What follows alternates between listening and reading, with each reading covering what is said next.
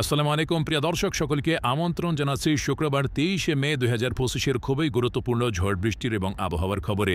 দেশের মধ্যে আবহাওয়ায় আবারও বিরাট বড় পরিবর্তনের সম্ভাবনা। পরবর্তী 24 ঘন্টায় দেশের 5 বিভাগে আবারও শুরু হয়ে যেতে পারে তীব্র ভ্যাপসা গরম। পাশাপাশি দেশের উত্তর ও উত্তর পূর্বাঞ্চলে অব্যাহত থাকবে ভারী থেকে অতি ভারী বৃষ্টিপাতের দাপট। এছাড়া আগামী 28 মে হতে 30 মের মধ্যে বঙ্গোপসাগর থেকে উঠে আসতে পারে শক্তিশালী ঘূর্ণিঝড় মন্থা, এমনটা জানাচ্ছেন আবহাওয়াবিদরা।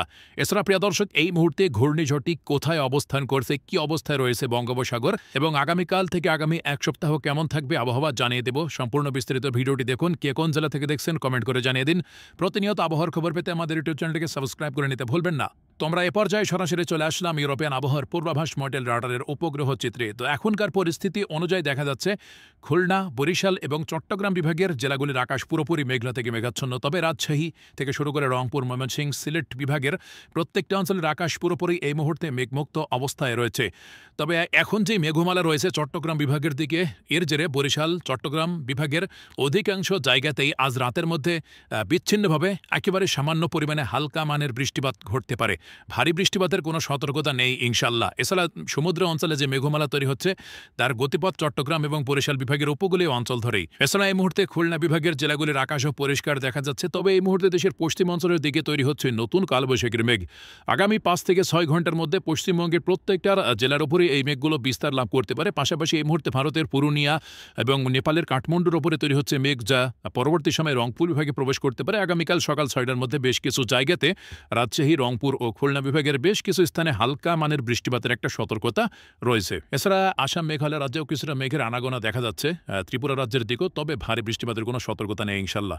তোমরা এই পর্যায়ে চলে আসলাম এবার ঘূর্ণিঝড়ের আপডেটে। এখন পর্যন্ত বঙ্গোপসাগর পুরোপুরি স্বাভাবিক থাকলেও আগামী 26 মের পর থেকে বঙ্গোপসাগরের বুকে একটা শক্তিশালী ঘূর্ণাবর্ত সার্কুলেশন তৈরি হতে যাচ্ছে, এমনটা দেখতে পাচ্ছি। দেখুন, প্রায় ঘন্টায় 60 কিলোমিটার বেগে তীব্র ঝড়ো বাতাস বয়ে যেতে আরম্ভ করবে এবং 27 তারিখ নাগাদ সুস্পষ্ট একটা লঘুচাপ তৈরি হয়ে যাবে, যা পরবর্তী সময়ে 5 থেকে 6 ঘন্টার মধ্যে একটা নিম্নচাপে পরিণত হয়ে যেতে পারে। তো ওই মুহূর্তে বায়ুঝাপটা মোটে বাতাসের সর্বোচ্চ গতিবেগ দেখা যাচ্ছে ঘন্টায় প্রায় 80 কিলোমিটার পর্যন্ত উঠে যাচ্ছে।